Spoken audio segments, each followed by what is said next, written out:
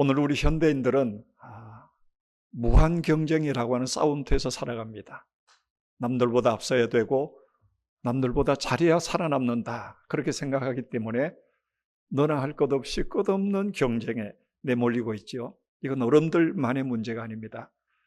어린 아이들까지도 부모들의 그릇된 욕심에 의해서 경쟁의 대열로 내몰리고 있습니다.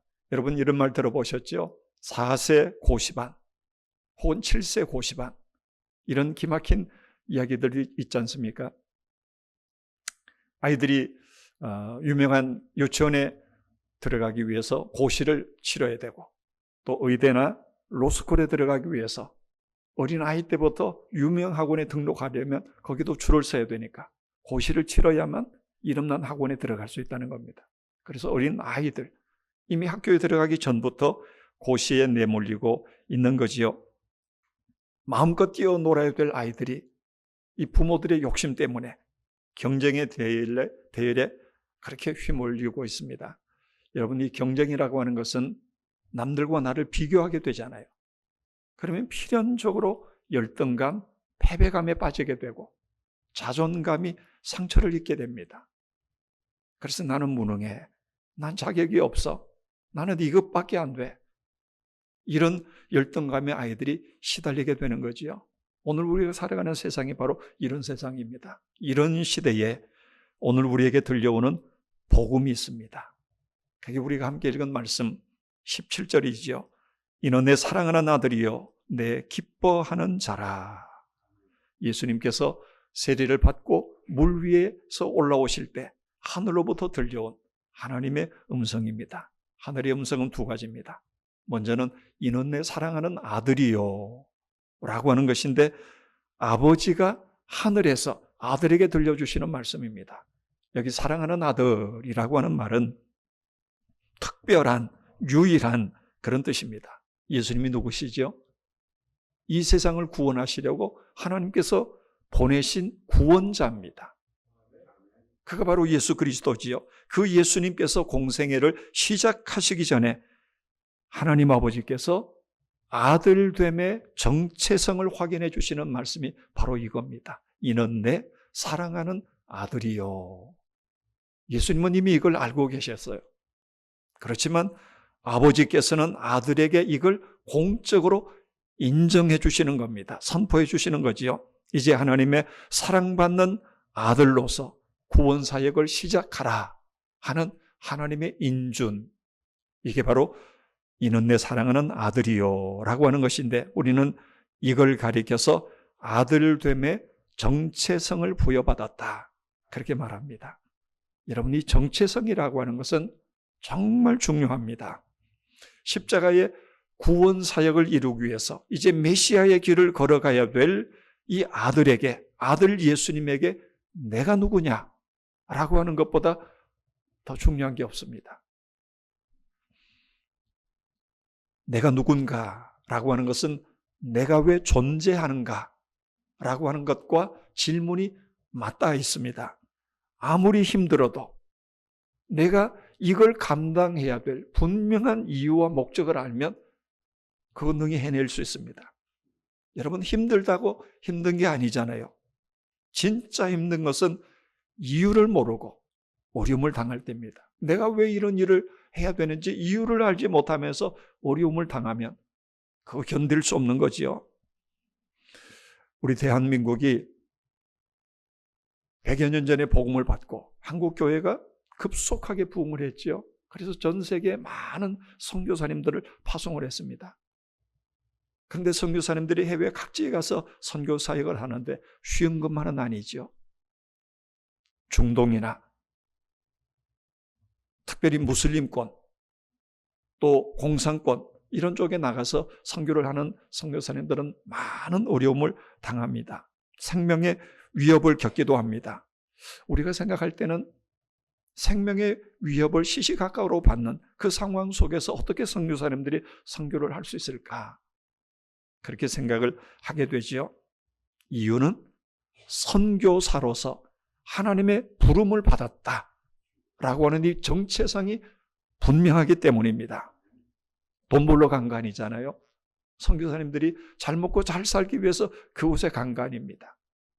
복음을 전하도록 선교사로 부름을 받고 그 선교사의 정체성을 가지고 간 거니까 주변에 감시가 있고 체포를 당하기도 하고 감옥에 갇히기도 하고 매를 맞기도 하고 때로는 생명의 위협을 받는 상황이지만 이 모든 어려움들을 견뎌내는 거지요.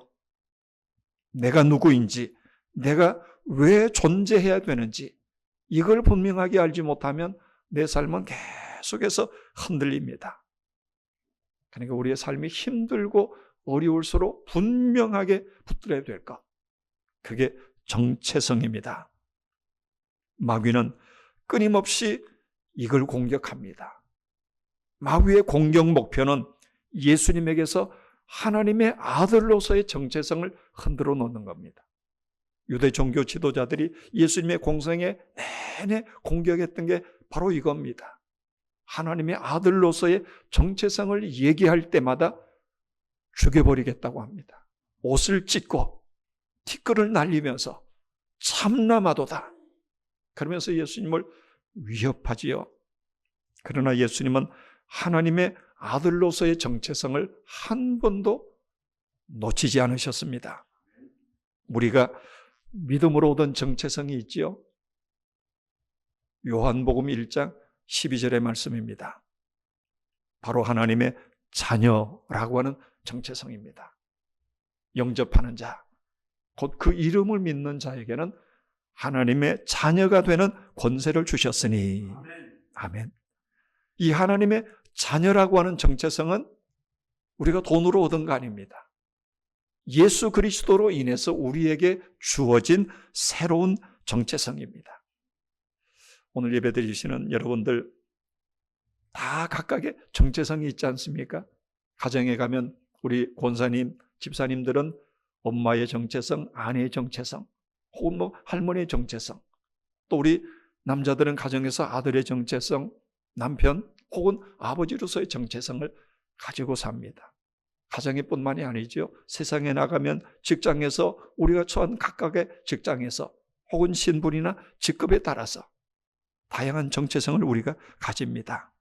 그렇지만 나의 신분이 무엇이든지 직장에서 나의 위치가 어떠하든지 간에 상관없이 영원토록 변하지 않는 고유한 정체성, 그건 바로 하나님의 자녀라고 하는 정체성입니다. 이걸 우리가 붙들지 못하면 우리의 삶은 계속해서 흔들립니다. 많은 사람들이 직장이나 신분에 따라서 흔들립니다. 직장이나 혹은 자기의 직급이 자기의 정체성인 줄 알았던 사람들, 퇴직하는 순간에 모든 것이 다 허물어져 버립니다. 내가 높은 자리에 있고 직급이 높고 내가 지시하고 명령하면 내 말을 듣고 따르는 사람이 많고 내게 머리 숙여서 인사하는 사람들이 많을 때 그때는 어깨에 힘이 들어가죠. 으쓱합니다. 모든 게 잘 되는 것 같아요. 그러나 퇴직하고 그 역할이 끝나는 순간에 정신적인 공황이 찾아옵니다. 그래서 남자들이 직장에서 정년 퇴직을 하고 나서 삶이 무너지는 사람들 어렵지 않게 우리가 만나게 되죠. 여러분, 세상의 타이틀이라고 하는 거 계속되는 거 있습니까? 언젠가는 끝나게 돼 있습니다.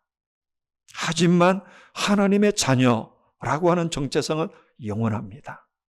그러므로 우리가 죽을 때까지 붙들어야 될 정체성, 그건 바로 하나님의 자녀라고 하는 겁니다. 우리가 하나님의 사랑받는 자녀가 되었다. 내가 하나님의 자녀가 되었다고 하는 말이 무슨 뜻입니까? 내 인생은 하나님께 속한 인생이고 하나님이 내 인생을 책임져 주시는 것이라고 하는 겁니다.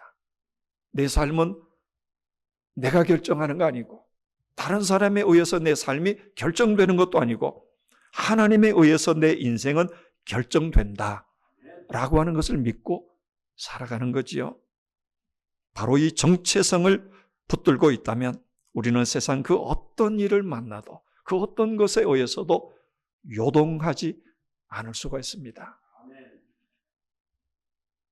그래서 하나님은 지금 공생애를 시작하는 아들, 이제 이 십자가의 길을 걸어가야 될 그 아들을 향해서 힘들고 어렵고 미움과 배척을 받을 수도 있지만, 그러나 꿋꿋하게 그 십자가의 길을 걸어가게 만드는 힘을 제공하기 위해서 말씀하시는 겁니다. 너는 내 사랑하는 아들이다. 누가 뭐라고 해도, 온 세상이 반대하고 흔든다고 해도 네가 붙들어야 될 것, 끝까지 붙들어야 될 것, 그건 너는 내 사랑하는 아들이다 라고 말씀하시는 겁니다. 여러분, 하나님과 우리의 관계가 어떤 관계일까요? 내가 열심히 하고 남들보다 더 많이 하고 남들보다 더 잘하면 사랑받고 인정받는 그런 관계입니까? 그러면 하나님과 나의 관계는 주인과 종의 관계입니다. 주인과 노예의 관계가 되고 마는 거죠. 복음은 우리의 정체성을 분명하게 해줍니다. 바로 오늘의 말씀입니다. 너는 내 사랑하는 아들이다. 우리는 이미 하나님으로부터 사랑받는 자녀가 됐다고 하는 겁니다. 내가 뭘 잘했기 때문에, 남들보다 열심히 했기 때문에 사랑받는 것이 아니고 이미 하나님으로부터 사랑받는 자녀입니다. 우리를 자녀 삼으신 하나님의 그 사랑, 그 무조건적인 사랑, 그 하나님의 일방적인 사랑, 그 불가항력적인 사랑을 우리가 붙들어야 합니다. 하나님과 나와의 이 관계를 우리가 확실하게 붙들면 어떤 어려움을 만나도 낙심하지 않습니다. 사도 바울은 그 관계를 이렇게 표현하지요. 로마서 8장 35절의 말씀, 누가 우리를 그리스도의 사랑에서 끊으리요? 환난이나 곤고나 박해나 기근이나 적신이나 위험이나 칼이랴. 여기에 바울이 언급하는 하나하나를 여러분 한번 기억해 보십시오. 그 어느 것 하나도 쉬운 게 없습니다. 환난, 곤고, 박해, 기근, 적신, 위험, 칼, 어느 하나 쉬운 거 있습니까? 다 어려운 것들입니다. 그러나 그 어떤 어려운 것도 그리스도의 사랑을, 하나님과 우리와의 관계를 끊어버릴 수 없다고 하는 겁니다. 아들 예수님은 하나님 아버지와의 관계에서 바로 이 사랑을 믿었습니다. 이 절대적인 사랑, 이 일방적인 하나님의 사랑을 믿었던 거지요. 그래서 공생애를 걸어가는 3년 내내 아버지께서 하늘 문을 열고 들려주셨던 바로 이 음성, 이는 내 사랑하는 아들이요, 너는 내 사랑하는 아들이다 라고 하는 이 음성이 예수 그리스도의 공생애를 아름답게 마무리하게 만든 힘이었다고 하는 겁니다. 사랑하는 성도 여러분, 오늘 우리의 삶이 얼마나 치열합니까? 세상살이가 절대로 호락호락하지 않다고 하는 것 여러분 다 경모로 아시지 않습니까? 그렇지만 하늘문을 여시고 하나님께서 오늘 우리 각자에게 들려주시는 바로 이 음성, 나는 하나님의 사랑받는 아들입니다, 나는 하나님의 딸입니다 라고 하는 이 음성이 우리 귀에도 천둥처럼 들려진다면 아무리 험한 세상 길이어도 우리는 넉넉하게 찬송하며 살아가게 될 줄로 믿습니다. 하늘로부터 들려오는 두 번째 음성이 있지요. 너는 내 기뻐하는 자라 하는 이 말씀입니다. 여기 사랑하는 아들이라고 하는 말이 정체성의 문제라면 내 기뻐하는 자라 하는 이 말은 자존감의 문제입니다. 너는 내 사랑하는 아들이다 라고 하는 것은 아들됨에 대한 인정이라면, 내 기뻐하는 자라고 하는 것은 아들을 격려하는 겁니다. 그런데 중요한 것은 하나님께서 아들 예수님을 향해서 너는 내 사랑하는 아들이고 내가 기뻐하는 자다 라고 말씀하실 때 그 시점이 언제냐는 겁니다. 언제 하나님께서 아들 예수님에게 이 말씀을 하셨습니까? 예수님께서 아직 아무 일도 안 하실 때입니다. 공생애를 시작하지도 않을 때지요. 공생애 시작 전입니다. 예수님이 무슨 큰 일을 이루어냈기 때문에 혹은 대단한 업적을 이루었기 때문에 내가 너를 기뻐해. 이렇게 말씀하신 게 아니라고 하는 겁니다. 예수님의 존재, 그 자체를 그냥 기뻐하신다는 겁니다. 아직 예수님이 아무것도 하시지 않은 그때 내가 너의 존재 자체로 기뻐해. 이렇게 말씀합니다. 예수님이 십자가로 가시는 길은 참으로 험난한 길입니다. 아버지는 아들 예수님에게 장차 닥쳐올 일이 어떤 것인가를 다 알고 계십니다. 그래서 그 아들을 향해서 아버지가 격려하시는 거지요. 내가 너를 기뻐한다. 그러면서 힘을 불어넣어 주시는 겁니다. 율법적 배경 속에서 신앙생활 하신 분들은 이 말씀을 잘 받아들이기 어렵습니다. 율법적 신앙을 배운 분들은 왠지 마음에 계속해서 정죄감을 가지고 살아갑니다. 예수를 믿고 신앙생활을 하면서도 여전히 자기 자신을 향해서 정죄하는 거죠. 내가 뭘 잘못했다. 그렇게 생각하고 하나님 앞에 더 열심히 하지 못한 것을 자책합니다. 그러니까 하나님 앞에 나가는 일에 자신감이 없는 거지요. 신앙이 늘 주눅들어 있습니다. 신앙생활에 기쁨이 없어요. 열심히 예배드리고 봉사하는 것 같지만 즐겁지가 않아요. 뭔가 등에 무거운 짐을 잔뜩 지고 있는 것 같은 그런 눌림 가운데 신앙생활을 합니다. 봉사나 전도를 많이 하고 헌금을 많이 하면 하나님이 칭찬해 주시지만 내가 열심히 하지 않으면 뭔가 나에 대해서 화가 나 있는 하나님, 벌을 주실 것 같은 하나님. 그래서 길을 가다가 돌부리에 발이 걸려서 꽈당 넘어지기만 해도 어떻게 생각하지요? 아, 요즘 내가 며칠 동안 새벽 기도 안 나갔더니 하나님이 나 벌 주시네. 이렇게 생각합니다. 모든 것들을 정죄감으로 연결하게 되는 거지요. 복음을 경험하기 전에 율법을 먼저 만나면 이런 현상이 일어나는 겁니다. 율법 이전에 복음을 먼저 경험해야 합니다. 여러분, 하나님이 우리를 사랑하신 시점이 언제였지요? 언제 하나님이 우리를 사랑하셨습니까? 사도 바울은 로마서 5장 8절에서 이렇게 말씀합니다. 우리가 아직 죄인 되었을 때에. 이게 무슨 말입니까? 우리가 아직 죄인 되었을 때, 그 말은 우리가 아직 연약할 때에, 심지어는 우리가 하나님과 원수가 되었을 때에 그리스도께서 우리를 위하여 죽으심으로 하나님께서 우리에 대한 자기의 사랑을 확증하셨느니라. 아멘이지요.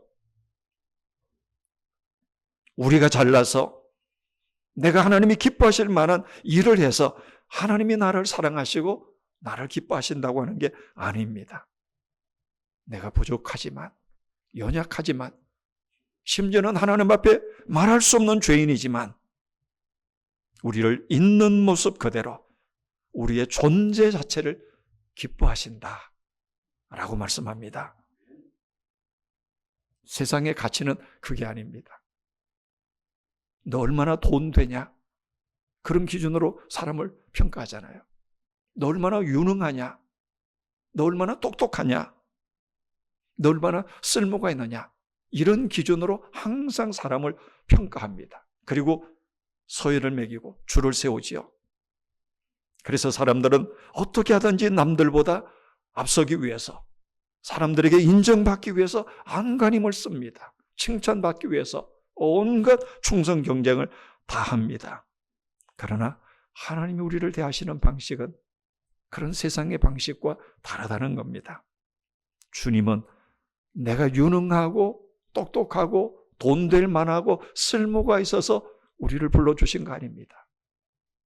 하나님이 우리를 불러주셨기 때문에 우리가 쓸모있게 된 거지요. 우리를 자녀 삼아 주셨기 때문에 우리가 구원받은 백성이 된 거지요. 하나님이 우리를 기뻐하시는 이유는 우리에게 선한 것이 있어서가 아닙니다. 예수님께서 우리를 위해서 행하신 십자가를 통해서 우리를 위해서 행하신 그 위대한 일들 때문에 우리의 존재 자체를 바라보시면서 우리가 연약함에도 불구하고 죄인됨에도 불구하고 우리를 바라보시면서 그냥 기뻐하신다는 겁니다. 스바냐 3장 17절의 말씀 우리가 잘 알고 있지요. 그가 너로 말미암아 기쁨을 이기지 못하시며 잠잠히 너를 사랑하시며 너로 말미암아 즐거이 부르며 기뻐하시리라. 참 멋있는 표현입니다. 기쁨을 이기지 못하신다. 그 말은 하나님이 우리를 보시고 기뻐서 어쩔 줄 몰라 하신다는 겁니다. 나는 내가 볼 때 너무도 부족하고 허물 많고 정말 자격 없는 사람으로 생각이 되는데, 그러나 하나님은 그게 아니라는 겁니다. 나를 보시면서 기뻐서 어쩔 줄을 몰라 하신다. 여러분 이 말씀 꼭 기억하십시오. 나를 잠잠히 사랑하시며 나를 보시고 기쁨을 이기지 못하시는 하나님, 기뻐서 어쩔 줄 몰라 하시는 하나님, 그 하나님이 상상이 되십니까? 상상이 안 되셔도 이 말씀 그대로 믿기라도 하십시오. 신앙의 출발점에서 우리는 이 복음을 반드시 경험해야 됩니다. 하나님이 우리를 기뻐하신다는 겁니다. 무엇을 잘해서가 아니라 예수님을 통하여 이루어 놓으신 그 위대한 일들 때문에 우리의 있는 모습 그대로를 받아주시고 자녀 삼아주시고 우리를 향해서 내가 너를 기뻐한다 말씀하시는 하나님이십니다. 이게 바로 우리가 붙들어야 될 복음입니다. 아기를 키우는 젊은 부부들을 보면 아이를 얼마나 예뻐하고 사랑하는지 모릅니다. 나이 드신 어르신들은 그런 경험들이 많이 없지요. 그때는 문화가 또 지금과는 달랐으니까. 그러나 요즘 젊은 부부들은 그 아기들을 얼마나 예뻐하고 사랑하고 그렇게 키우는지 모릅니다. 사실 갓난아기가 뭐 하는 거 있습니까? 하는 거라고는 먹고 싸고 잠자고 그게 갓난아기들이 하는 일인 거지요. 심지어는 내 울기도 하고 밤낮이 바뀌면 밤에 깨어서 얼마나 부모를 힘들게 하는지 모릅니다. 그러나 그렇게 힘든 중에도, 그 육아가 힘든 중에도 아기가 한번 방긋하고 웃기라도 하면 부모는 세상에서 가장 행복한 그런 사람이 되는 거지요. 한마디로 내가 너를 기뻐한다 라고 하는 겁니다. 이유가 뭘까요? 내가 낳았으니까. 다른 이유가 아무것도 없는 겁니다. 뭐 얼굴이 예쁘지 않아도 그 아이가 무슨 부모를 위해서 하는 일이 아무것도 없어도 내 자식이니까, 내가 낳았으니까 그냥 그 존재 자체로 기쁜 거지요. 돈 벌어 오기 전에, 착한 일을 하기 이전에, 무슨 큰 업적을 이루기 이전에 존재 그 자체가 기쁜 겁니다. 부모에게 있어서 자식은 그런 존재인 거지요. 그래서 내가 너를 기뻐한다 라고 하는 겁니다. 아버지가 오늘 아들에게 하시는 이 말씀, 이는 내 사랑하는 자요 내가 기뻐하는 자라 하는 이 말씀, 이건 바로 아들에 대한 최고의 인정이고 그 가치를 존중하는 겁니다. 그리고 그 아들을 격려하는 거죠. 그러니까 이 아들 예수님에게 하나님 아버지의 이 말씀이 얼마나 큰 힘이었겠습니까? 십자가의 길을 걸어가는 3년 내내 하나님 아버지의 이 말씀은 예수님에게 엄청난 에너지가 됐을 겁니다. 오늘도 마찬가지입니다. 부모가 자녀들에게 해줄 수 있는 최고의 것, 용돈을 많이 주거나 혹은 많은 재산을 물려주는 거 아닙니다. 부모가 자녀에게 해줄 수 있는 최고의 것이 뭘까요? 내가 너를 기뻐해. 바로 이 말 한마디입니다. 어린 자녀를 키우는 부모님들, 내 자녀가 공부를 좀 못해도 내가 너를 기뻐해 하는 이 한마디가 아이들에게 얼마나 큰 힘이 되고 자존감을 세워주는지 모릅니다. 그런데 많은 부모들은 쉽게 자녀들에게 화를 냅니다. 욕을 하기도 합니다. 그리고 다른 아이들과 자꾸만 내 아이를 비교합니다. 그러면서 네가 할 줄 아는 게 뭐야? 왜 이거밖에 못해? 그러면서 모멸감을 줍니다. 아이들에게 어떤 행위를 놓고 평가하고 비교하고 말을 하면 아이의 존재감이 떨어집니다. 낮은 자존감 속에 평생을 고통하면서 살아가게 되고 그것은 고스란히 부모들에게로 되돌아옵니다. 가끔 보면 남자친구에게 바람 맞고도 씩씩하게 살아가는 그런 자매가 있습니다.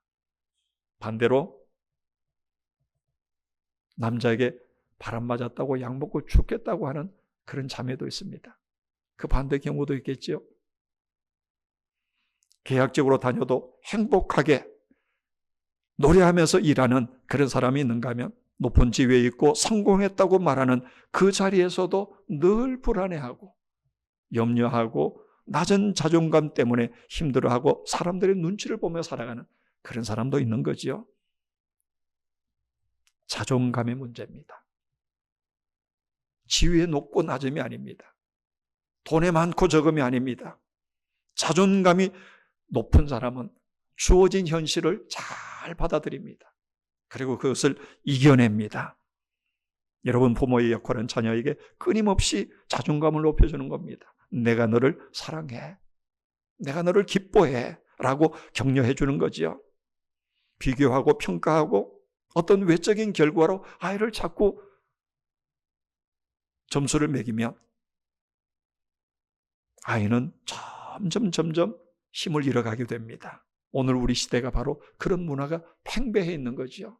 이런 시대 속에서 자라나는 아이들이 자존감이 꺾이게 되고 그것은 바로 아이들을 죽게 만드는 거죠.